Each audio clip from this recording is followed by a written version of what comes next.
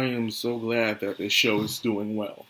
You know, I already said how much I was looking forward to seeing this animated, and I was also hoping that it would do well. And so far, it's been doing well. It's not doing like crazy numbers or anything, but every time an episode releases, it's trending on X, and also it's been making in the top 10 charts on both Anime Corner and also Anime Trending. So it's certainly doing well for itself, despite its um, partnership with Hulu, which is connected to Disney Plus, and you know how they do their stuff.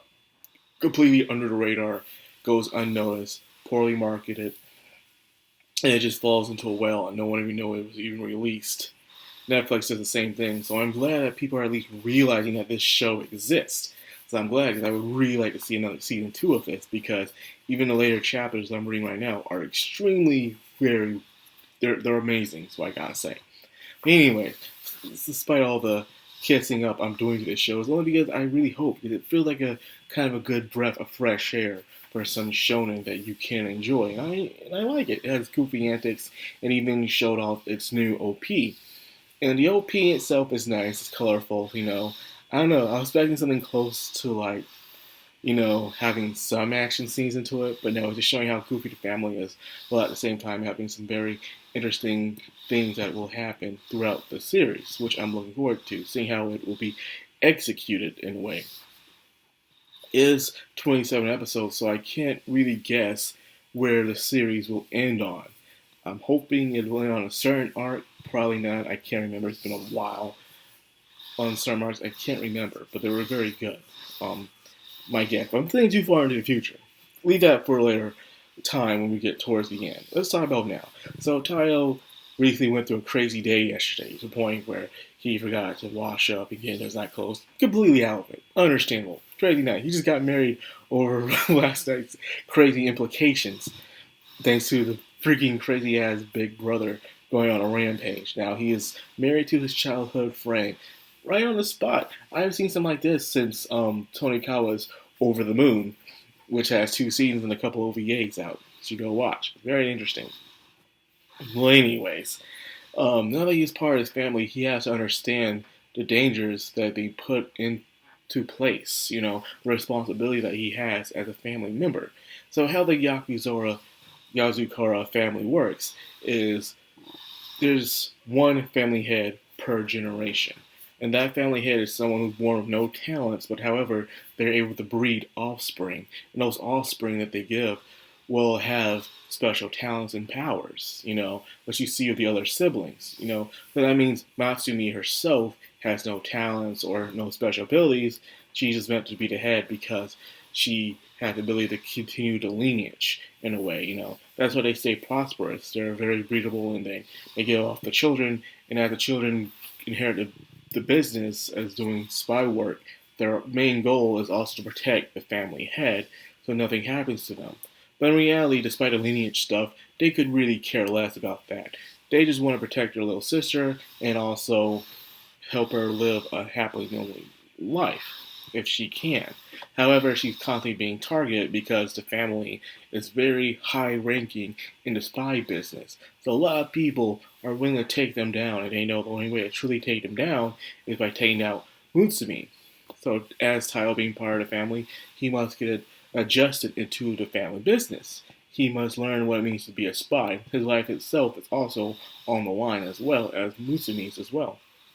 He must train, exercise, and be aware of his surroundings, of things that's happening. And spies will do all crazy things besides just pulling out a gun. They'll do where they can. Of course, you get the regular amateur ones in this world. They'll do the guns, the missiles, and stuff that you've seen in the beginning of this episode. And not to mention, have that cute little doggy driving the car. Best taxi driver ever. Well, chauffeur, you want to call him. Either way, it was a very entertaining scene as the uncle, well, I'm saying uncle, I mean brother-in-law, technically. I don't want to say uncle. He pretty much showing off how easy it looks, but it's not. It takes years of training and special talent in order to get that good. So when you do master those skills, you only have that right to show, hey man, I got all wrapped up. But now, Tayo is putting on his first mission. Apparently there's someone who likes to set bombs off and is very addicted to social media that's trying to target Mutsumi today. So his job is to make sure he disarms the remaining 2 bombs that he will place, and that's what's been happening. So what he's been doing in school is looking around, searching, make sure everything's not going crazy or suspicious. But as he's watching over Mutsumi, he realizes that she herself hasn't been taking things lightly at school. He realizes she doesn't eat the food that her friends give her. She's always making sure she's in a crowd, not by herself. So she just does it so naturally to the point where you can't really notice it unless you're really paying attention to her and what she's doing. She isn't taking things lightly herself. She's taking this very seriously, which I do respect that they show that piece of Mutsumi in a way. Her life's in constant danger to the point where she's not like a professional in it. Like, okay, she isn't gonna freak out and show off and stuff like that. Like, oh no, my life's in danger. She gotta be cautious or suspicious and stuff because that'll give people who are targeting her in a sign like, okay, man, she's freaking out. She's wary and stuff, so this is our chance to strike. No, she acts like there's nothing going on. Plus, her family's constantly looking after her, but she has to do her part too. So, the way the bombs were placed, the first one was kind of obvious, but it was smart how it was executed. You can see how things were happening in the background, and I was noticing it too. As you were saying in class, you were seeing a drone was outside, and when they showed part of the trash can, he was walking past the vending machine. I'm like, oh yeah, that's part of it too. The vending machine, someone's in that trash can, I bet. And then the school nurse passed by, which the school nurse was actually out. Turns out it was one of the brothers. You could easily just tell these little small details that the family was there the entire time, especially when you saw the little brother with the big body was passing by. Like, yeah, this is definitely the family looking out for her.